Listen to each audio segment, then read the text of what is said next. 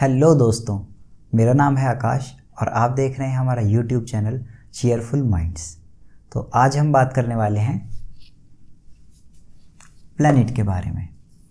हम अभी अपना पहला चैप्टर पढ़ रहे हैं 6th क्लास के एनसीईआरटी का, जो कि है ज्योग्राफी। और आज इस वीडियो का तीसरा पार्ट है जिसमें हम पढ़ रहे हैं सौरमंडल में पृथ्वी। ठीक है, तो आज हम जानने वाले हैं प्लैनेट क्या होते हैं। ठीक है, प्लैनेट होते क्या हैं आखिर।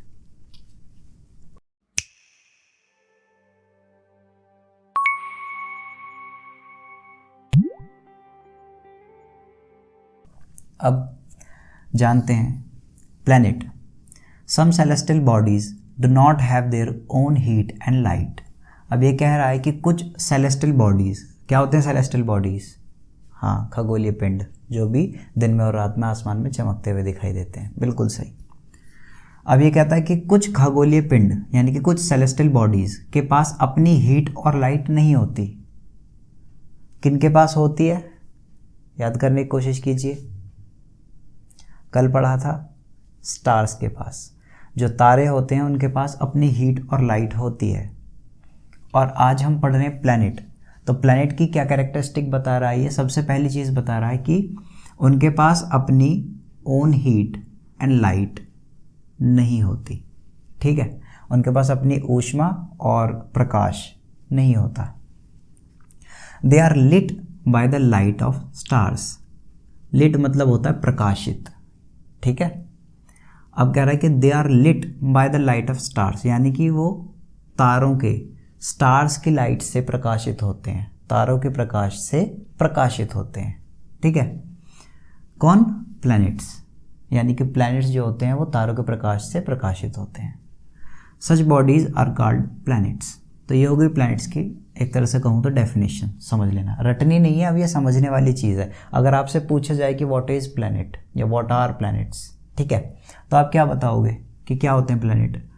प्लैनेट वो सेलेस्टियल बॉडीज़ होते हैं जिनके पास अपनी हीट और लाइट नहीं होती, सबसे पहली चीज़। दूसरी, फिर हीट और लाइट नहीं होती तो कहाँ से वो, दे आर लिटन बाय, मतलब कहाँ से वो प्रकाशित होते हैं। तो वो प्रकाशित होते हैं, they are lit by stars, तारों से वो प्रकाशित होते हैं। ख़त्म। उन्हें हम क्या कहते हैं, प्लैनेट्स कहते हैं। ये इसकी डेफिनेशन समझ लो आप। दूसरा पॉइंट क्या कहता है, the word planet comes from the Greek word planetai which means wanderers. इसके कहने का मतलब है कि जो वर्ड है प्लैनेट वो कहाँ से आया है, वो एक ग्रीक वर्ड प्लैनेटाई से आया है। ठीक है, ग्रीक का एक वर्ड है प्लैनेटाई जिससे प्लैनेट बना है। अब उसका मतलब क्या होता है, उसका मतलब होता है वेंडरर्स। वेंडरर्स का मतलब, वेंडरर्स को हिंदी में बोलते हैं परिभ्रमक। हिंदी में आप देख सकते हैं परिभ्रमक, जिसका मतलब होता है चारों ओर घूमने वाला। ठीक है, जो चारों ओर कहीं भी घूमते हैं, चारों ओर घूमते हैं अपना, बढ़िया, परिभ्रमक कहते हैं उसे। और इंग्लिश में उसे बोलते हैं वेंडरर्स। और भैया यहाँ पर अगर आप देखें तो प्लैनेट की जानकारी होती है पूरी। अब कुछ बात पूछनी है मुझे आपसे। ठीक है, अब आप जानते हैं कि हमारा जो अर्थ है वो एक प्लैनेट है, सभी समझते हैं। वो एक ग्रह है, पृथ्वी एक ग्रह है, समझते हैं। अब इन कैरेक्टरिस्टिक्स को देखते हुए ये जानने की कोशिश करते हैं कि क्या वो इन दोनों चीज़ों को कंप्लाई करती है। अब देखो कि आप, पृथ्वी के पास अपनी ओन हीट और लाइट है, अपनी ऊष्मा और प्रकाश है पृथ्वी के पास? नहीं है। क्यों? वो क्या करती है, वो सूरज से क्या करती है, हीट लेती है।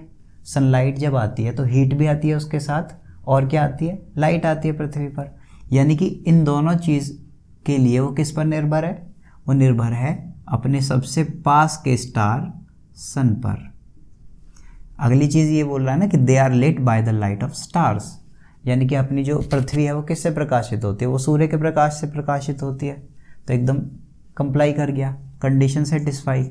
अब अगली चीज़ कुछ है नहीं। अगली चीज़ बता रखी कि प्लैनेट है, ग्रीक वर्ड से आया है, प्लैनेटाई से बना हुआ है, जिसका मतलब है वेंडरर्स।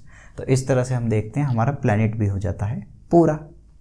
अब बढ़ते हैं और आगे, लेकिन उससे पहले आप नोट्स उतार लीजिए। ठीक है, काम चोरी नहीं करनी बिल्कुल भी, नोट्स बनाइए। ओके,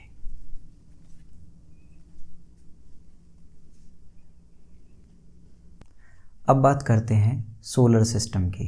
यानी कि सौर मंडल की।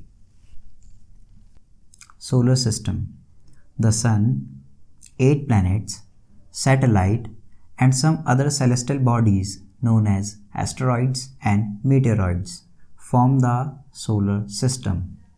ये क्या कहना चाहता है? ये कह रहा है कि सन यानी कि सूरज, 8 planets 8 ग्रह, सैटेलाइट यानी कि उपग्रह, and some other celestial bodies यानी कि और कुछ अलग खगोलीय पिंड जैसे कि एस्टेरॉइड्स और मीटेरॉइड्स। अब इन्हें हिंदी में क्या कहते हैं? एस्टेरॉइड को कहते हैं हिंदी में क्षुद्र ग्रह और मीटेरॉइड्स को कहते हैं उल्कापिंड। अब ये होते क्या हैं ये मैं आपको आगे बताऊंगा, इसी चैप्टर में आगे बताऊंगा। फॉर्म द सोलर सिस्टम, यानी कि ये सब चीज़ें मिलकर क्या करती हैं? फॉर्म द सोलर सिस्टम, क्या करती हैं? सौर मंडल का निर्माण करती हैं। ठीक है, अब क्या कहता है अगला पॉइंट में? We often call it a solar family with the sun as its head, यानी कि हम अक्सर इसे सौर परिवार के नाम से भी जानते हैं क्योंकि इसका जो हेड है, इसका जो मुखिया है वो कौन है? सन, सूरज इसका मुखिया है। तो ये होता है सौर मंडल मौखिक तौर पर, यानी कि ओरली फॉर्म में। अब एक डायग्रामेटिक फॉर्म में भी इसे जान लेते हैं कि सौर मंडल आखिर दिखता कैसा है। ठीक है, लेकिन उससे पहले क्या करना ज़रूरी है? हाँ चलो लिख लो।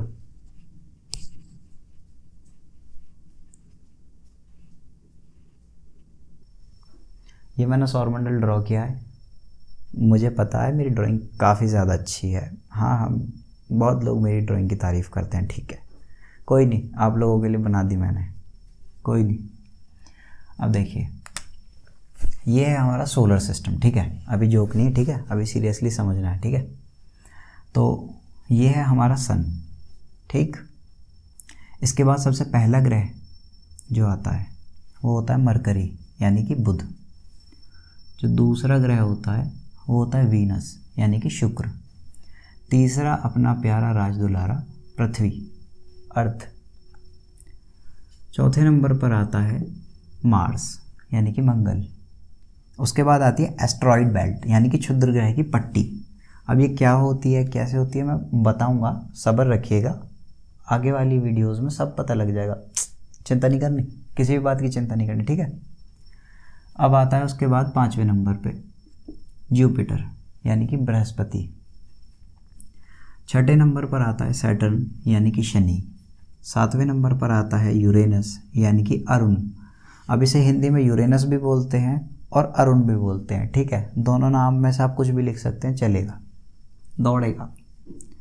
8वां नेपच्यून। अब इसे हिंदी में नेपच्यून भी बोलते हैं हिंदी में और वरुण भी कहते हैं। ठीक है, अब बनाने का क्या पर्पस? एक पिक्चर बोर्ड दिखाना चाहता हूँ। एक तो सबसे पहली चीज़ तो यही है।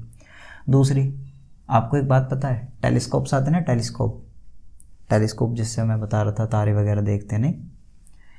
तो अपने अर्थ से सोच के देखना, टेलीस्कोप की सहायता से पता है क्या, जुपिटर, सैटर्न और यूरेनस, इन तीनों ग्रह में पता है क्या होती है? रिंग्स होती हैं। हाँ, इन तीनों ग्रह में रिंग्स होती हैं और वो रिंग्स ना हम देख पाते हैं अर्थ से, टेलीस्कोप की सहायता से। अगर हम टेलीस्कोप की हेल्प लेना तो हम इन तीनों की रिंग्स देख पाते हैं। ठीक है, एक ये बात हो गई। अब आप 8 ग्रह देख रहे हैं, ठीक है।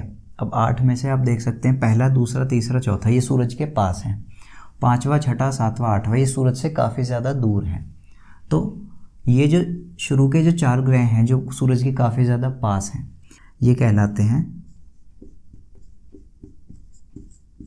आंतरिक ग्रह यानी कि इनर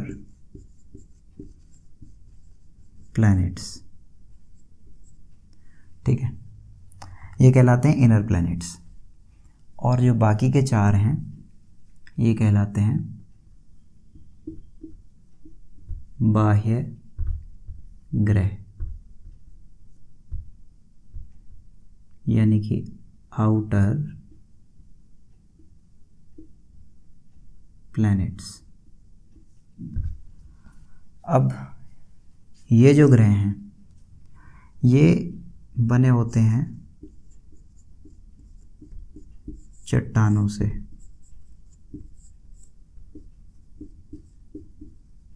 चट्टानों से निर्मित, इंग्लिश में कहें तो मेड अप ऑफ रॉक्स। अब ये जो बाह्य ग्रह होते हैं ना, 5वां, 6वां, 7वां और 8वां, यानी कि जुपिटर, सैटर्न, यूरेनस और नेपच्यून, ये जो बाह्य ग्रह हैं ये बने होते हैं गैसेस एंड लिक्विड्स, यानी कि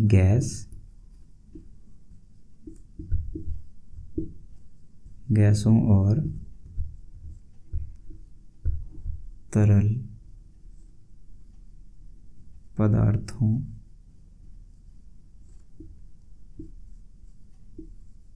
से निर्मित। That's all. ये पर्पस था डायग्राम बनाने का। आप इसे आराम से देख लीजिए, ठीक है। बना लेंगे तो बहुत ज़्यादा अच्छा होगा। मुझे पता है मेरे जैसी ड्राइंग तो आप में से किसी की, बहुत कम लोगों की होगी, बहुत कम की होगी, कुछ की तो, बाकी तो सब थोड़ा 19-20 ही बनाएंगे मेरे से, पर बना लोगे तो ज़्यादा अच्छा रहेगा, याद रह जाएगा, ठीक है। तो आप एक काम करो, आप ये जो डायग्राम है इसे बना लो, ओके। और इसी के साथ आज की क्लास ख़त्म करते हैं, कल पढ़ाऊँगा इसके आगे, ओके। तब तक नोट्स का रिवीजन ज़रूर कर लेना, ओके। डेली के डेली मैं जो भी पढ़ाता जा रहा हूँ उन नोट्स का रिवीजन ज़रूर करते हुए चलना, ओके। धन्यवाद।